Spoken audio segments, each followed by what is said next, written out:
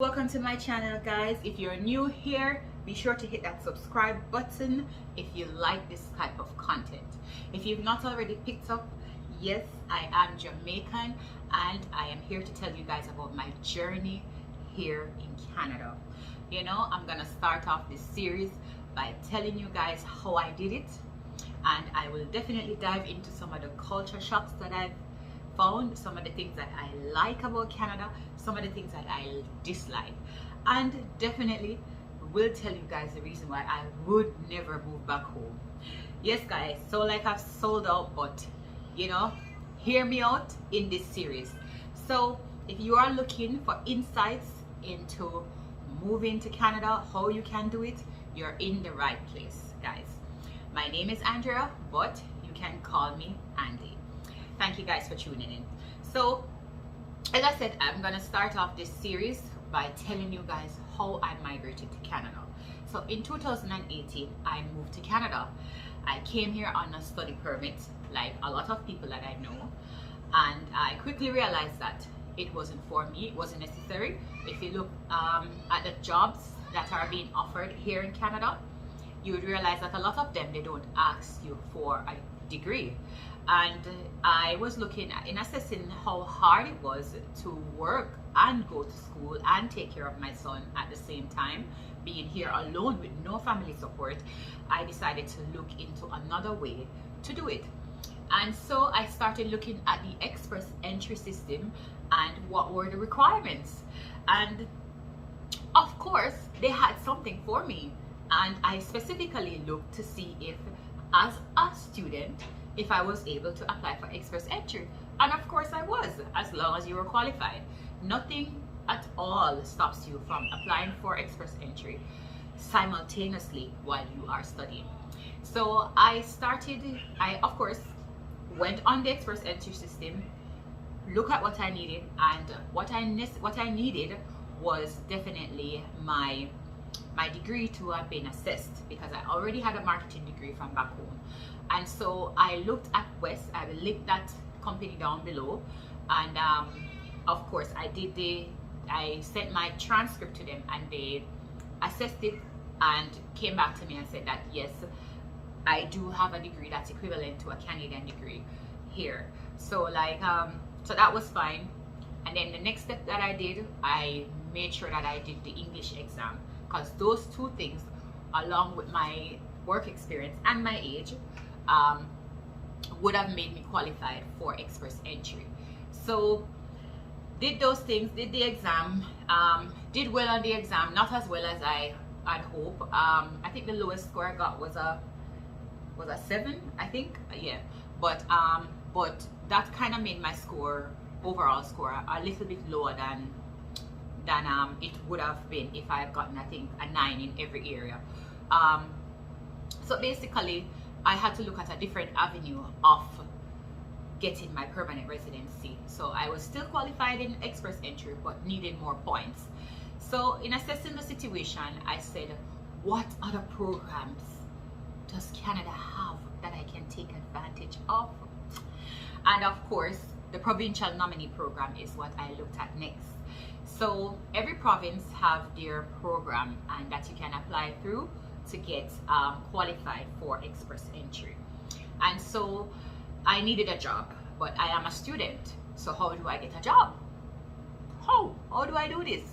So while I was in school, I only did 1 semester in school, guys. After the first semester, I went to them and I asked to go on the CoOp program. And that's like a work experience program that international students can take advantage of in order to, you know, be able to work full-time while you're doing your studies. You can so you can work full-time legally. You know, I know a lot of students, they work full-time, you know, and they're not really supposed to, but with this program you can actually work full-time. So I went to them, my grades were good, and actually they used my transcript from my previous college to make me qualify for it. And so basically I applied for the work permit, and then I went out and I got my own job. They do have a program where you can get a job from the school, through the school, but I didn't do it that way. I went out, got my own job, spoke to the employer. I said, hey, listen, I'm trying to settle here, right? And you know, I did sell myself, and I told him that basically I'm trying to settle here, and I'm just gonna need you to sign a form for me. You're not gonna spend any money. You're not gonna do anything. I didn't go into all of that, but you know, he was willing to help me. He saw that I was an asset and was willing to go ahead with whatever it was that I needed, right? As soon as I started the process. Like, I did not wait, guys. I didn't wait until any probationary period was ended. I just went straight ahead in for it. And I, with the BC Provincial Nomination, all it took was for him to just sign a form, to do a letter. I did the letter, everything, and just let him sign it. And he just did a letter to recommend me, to say why he has chosen me over all the other candidates for this job. And he signed the form. There's a form that he needed to sign, and of course the salary has to be within a certain range. There's some household charts, and you know how many people are in your household and all of that, and your salary has to meet certain expectation. It's not going to be anything exorbitant, guys. Like, you don't have to be making 6 figures, right? So anyhow, so that went through BC provincial nominee. That was approved, and then I, of course, was now qualified for express entry. 600 points, guys. So in all, I had 900 and something points now, and I got through. Basically, that was the gist of how I got my permanent residency here in Canada. If you are smart as well, you can do that as well. If you're here on a student visa and you would like to take a chance to see if you would be qualified for express entry before you're finished with your studies, I would advise you to explore it. If you have a degree from back home, then go ahead, get your degree assessed, go ahead, do that English language test, and then see how many points you will have. Go ahead, tell them that you want to go on co-op, take a break from school for a year. If you would like, you can also go to school as well, part-time. So you could still continue to do your studies while you're on your co-op. A lot of people actually do that, right? I decided that I wasn't gonna waste any more of my money, so that is how I did it, guys. I think that's a unique way. I don't know anybody else who has done it that way, and you know, it worked out well for me, and I think it will work out well for a lot of you guys as well. If you'd like to know some more about what I did, please comment down below. I will link some of the relevant sites that I used to get information on, you know, when I was doing this process. Right down below, I'll place the links there.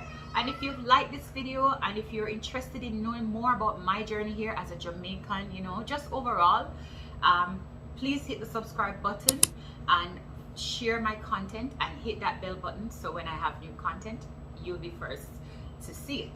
Thank you guys so much for watching. I'm out.